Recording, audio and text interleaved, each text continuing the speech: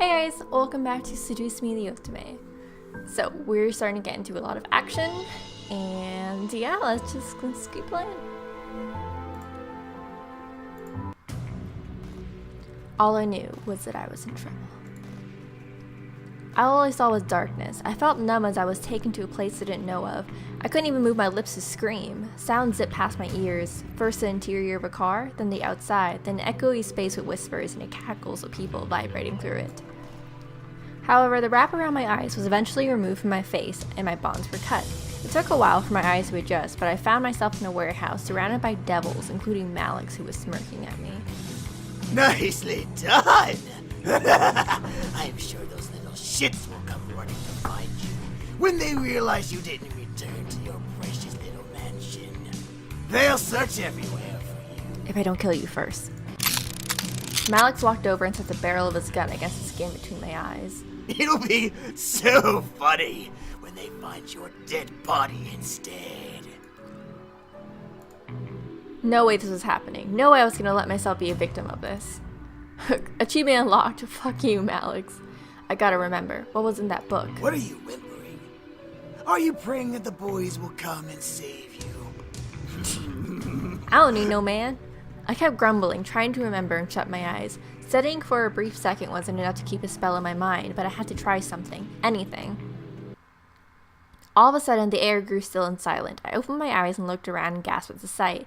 Everything was frozen in time as if the clocks had stopped and everything had followed suit. What the? At first, I instantly wanted to move and my feet were glued to the ground. I guess I couldn't change time and escape from where I was, but I was still lost. What was I supposed to do? A soft wisp of wind gave me a floating light purple orb. I stared as it glowed, giving off a warm feeling. For some reason, this thing made me feel happy and content despite the situation I was in. My heart felt like crying, yet I didn't know why. It couldn't have been...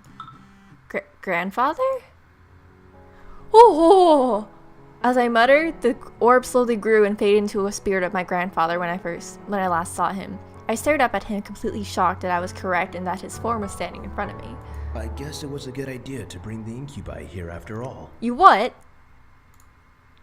My grandfather smiled before patting my head gently. I couldn't feel it, but I knew he tried, so I closed my eyes in acknowledgement before looking at him again. Sweetie, I'm sorry for not telling you, but I didn't know if you were ready to know. That you handled demon magic? Yes. Oh. It wasn't a matter of gaining anything except knowledge. Through magic, I was able to learn more about the demon world and its wonders. I even met your incubi friends. You know them? Yes. It was I who helped them come here, but it seems it was at the cost of my life. Oh shit. None of this made sense. He died to bring the incubi into the human world? Why? Why? My mind was practically screaming in anger. I needed answers. With time being frozen, we had all the time in the world. Why would you die for something like that? Why leave us alone? Why leave me alone? I wasn't intending to, my dear. But now that I'm gone, you have a chance to find yourself without anything hindering you. My feels are activating. Your father had always been so hard on you. I'm to blame for that. He learned of my studies before he married your mother and pushed me away, promising to never follow in my footsteps. As he was my son, I still loved and cared for him. I helped him in little ways, from paying bills and making sure he had food to come home with by adding money to his accounts. You don't know how hard your father worked to get to where he is now. I stared, trying to take it all in. It's true that my dad worked really hard, but I didn't realize how rough he had it. Either way, he was still a dick. When you were born, I couldn't have been any happier. I tried to give you as many toys as I could, but many of them were tossed away by your father to protect you from me. I mean, why would he toss away toys? Did you give me like ritualistic tokens? I thought I would never be able to see you, but when I found you on the street, I was blessed enough to be given a chance. After I brought you back to your parents, I asked your mother to convince your father to let you visit me often, and he finally agreed. Ah, so my mother actually did something. Why does that hate you so much? Why put that on me? Your father saw me as a monster. He was afraid I would hurt you. He wanted to protect you from me at all costs, even if it meant becoming a monster to you himself. You did not know my father! You did not know what he was capable of! He truly does love and care for you, but he doesn't want you to be as curious as I was. It makes sense, but I'm not feeling any sympathy in my heart for him quite yet. I chose to learn about magic. I grew curious about it. He thought that was wrong. So when I didn't give it up, he shut me out of his life. What a stubborn old man. So I did the only thing I could do. I gave everything I owned to you, including my hidden books your father never knew of.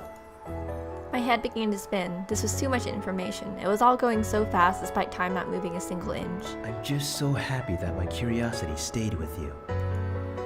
So my grandfather met the incubi. That seemed so surreal. I could hardly believe it yet. Here was the spirit of my grandfather telling me.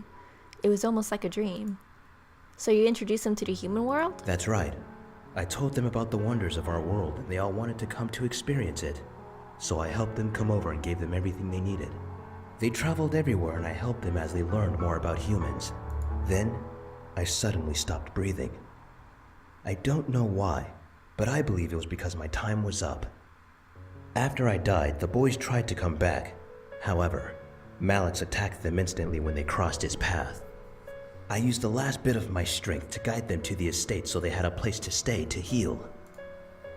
So that's why they were in the house. They said they didn't know about the house belonging to anyone. I never told them it belonged to anyone. I merely told them to head to the estate for shelter until they could learn to live on their own. So that whole time they didn't know where you lived? If the estate was meant for them, why give it to me? I never knew your father would move you in so quickly. Even still, you managed to learn of them and learn of the demon world.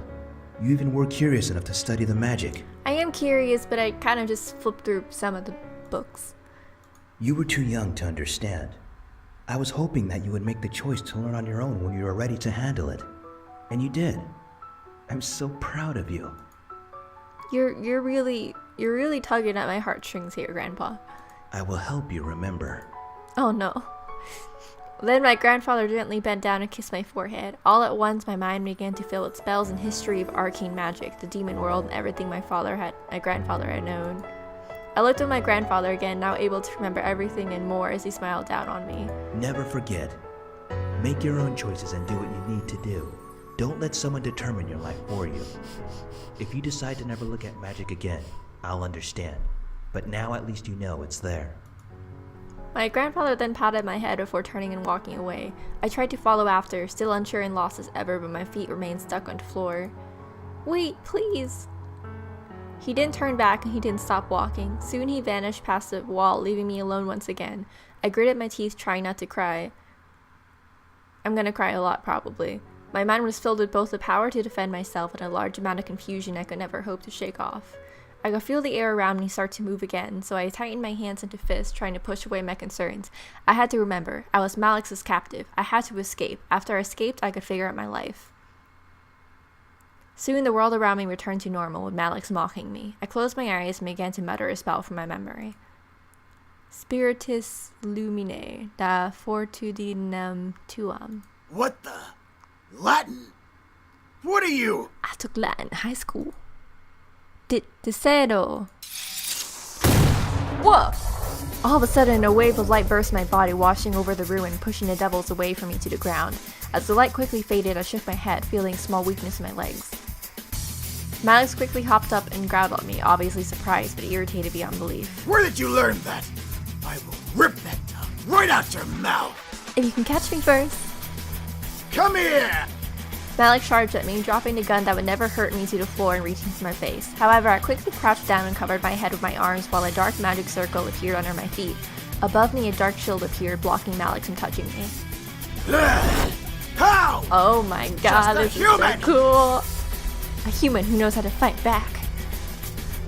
I pushed against the shield, forcing Malix back before standing. I wasn't some damsel in distress. I could fight for myself. I shook out the sudden appearance and numbness in my hands as I glared at Malix, challenging him once again to come at me. Malix! No!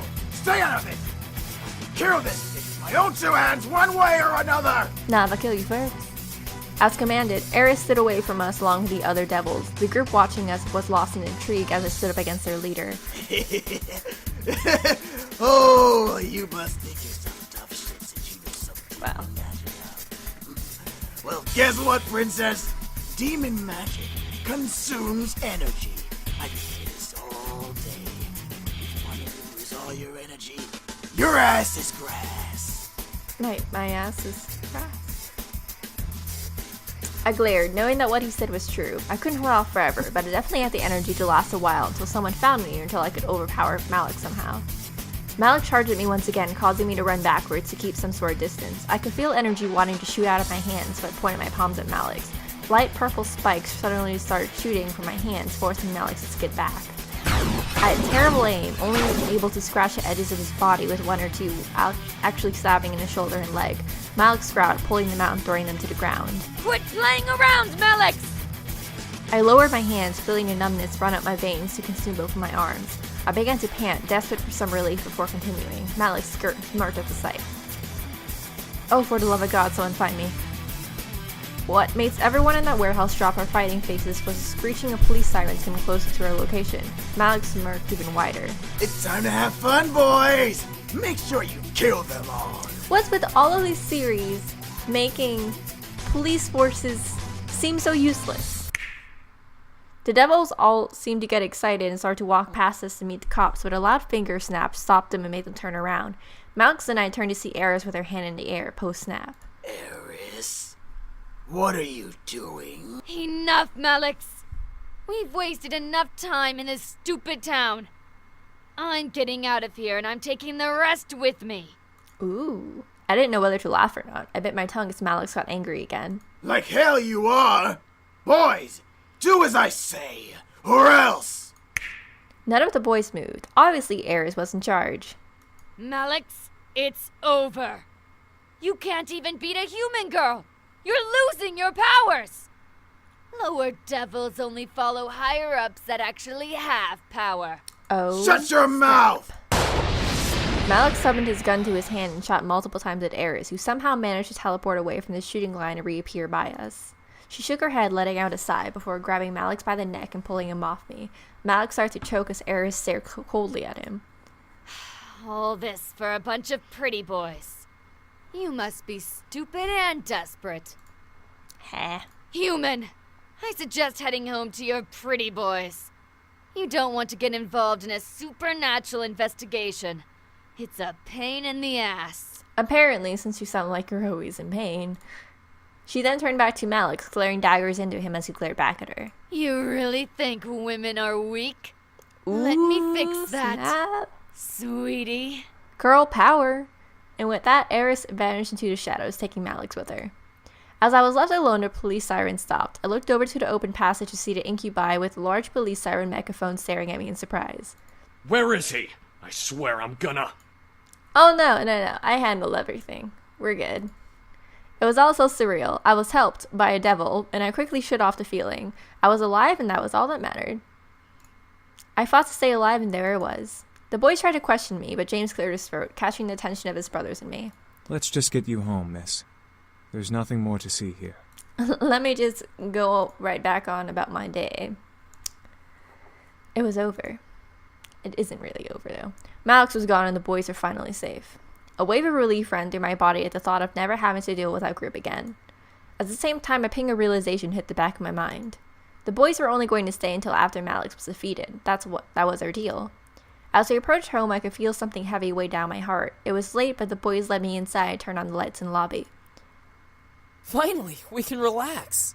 It will be good to have some rest without devils breathing down our necks. I'm just tired. Can I hit the hay early? I think some sleep would be good for all of us. I looked at Damien, knowing he could read my mind, and frowned. I didn't want him to know about my thoughts on the situation. Yeah, bed sounds good. I just wanted to end tonight. Too much had happened, and I felt dizzy just trying to figure it out. However, Damien spoke up, stopping all of us from moving. Should we be gone in the morning? The air became still with tension. The realization of the situation hit the boys like a wave, forcing them to turn to me in curiosity. They had remembered their deal and were now waiting for me to decide their fate. However, I knew my answer. I couldn't keep them here. I knew I couldn't. They were demons and I was a human. I needed to deal with my own life beyond anything else. If the boys stayed, my life would only become more complicated. I think that would be best. You're not even going to give me a choice? Then we will be gone before you wake, miss. Thank you for letting us stay here as long as we did. I could feel the upset emotions of the incubi reverberate in the room, but I couldn't change my mind. I had too much going on in my life to let them stay, no matter how much I wanted them to. They haven't done anything! It was a pleasure to have served you, beautiful lady. We threw parties together! I guess this is goodbye. Yeah.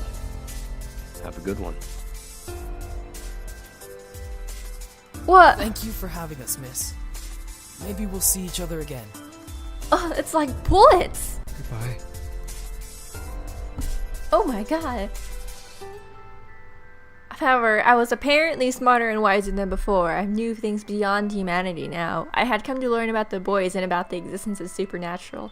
I wasn't blind to what was beyond human life. Learning of this made me more open-minded. I nodded to myself before heading into my room, closing the door, and mentally allowed the reality of the situation to sink in.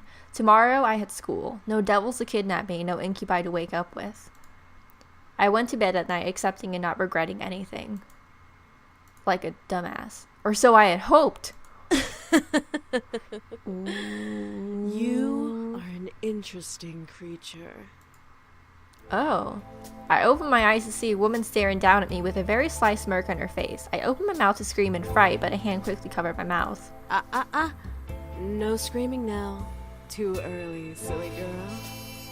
I can only stare up at the woman above me. I still felt weak not having the strength to move or fight her off. She was very beautiful, but I felt more anger than amazement. There was this weird music playing that felt a little too steamy for my comfort. Why do the boys like you? You're unique, yes, but that can't be all that you have going for you. Well, I am a badass, but if you could please, like, get off of me? She must have known as she let her smirk grow in her face. Ooh, you're feisty. That could be why. Look, lady, I don't have those feelings for you. I'm going to need you to give me my personal space. Go ahead and kidnap me, but just... I quickly sat up and glared daggers at the intruder. Who the hell are you and why are you in my room? The woman began to laugh, making the rage inside me increase. I wanted to punch her, but I waited for her answer. How silly of me. I forgot that we demons are not well known of in your world. You can call me Diana, little human. You're a demon? I am, but I'm much more than just an average demon. Oh, maybe Silly she's a succubus. I'm a succubus. There you go. A succubus. First incubi, now a succubus. Great, now I've met both genders of sex demons. Diana crossed her arms under her bosom and looked at my body. Well, you are pretty, but you seem very reckless. Too reckless. I moved down and stood from the bed, so glaring at her. Why are you here? Well, I came here to clean up what the boys clearly forgot to clean. Men. So sloppy. What do you mean?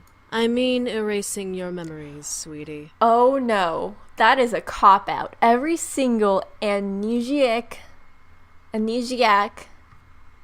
event in any sort of romantic game or movie is a cop-out. I don't accept it. It's stupid. It's unnecessary. I began to walk towards the door, wanting to leave the room. The boys could get rid of her. I had no mind about dealing with her myself. The boys are gone, sweetie. What? They're gone already? I turned to Diana, glaring hard at her. She kept a smirk to me. You're lying. Am I? If you want to go see for yourself, you can. But I promise you'll be wasting your time. I stared, trying to find any hint if she was lying. She had to be. The boys wouldn't just up and leave without resting first, right? Diana crossed her arms and waited for me to make a choice. I decided to believe her for now. I'd find some hint in this conversation. What do you mean, take my memories? Exactly what she said. Well, we demons can't have just anyone knowing about us. You have to completely devote your soul to learning about us. And even then, it's not always guaranteed that you can be granted knowledge of us. But what if I kill you? What makes me not deserve to know everything? I was attacked by devils. I found the boys in my house, wounded, and sheltered them. I think I deserve to remember those moments. Diana let out a laugh, running a hand through her hair before looking back to me, amused. You were attacked by a gang and were almost killed. You found 5 homeless men and let them stay in your home.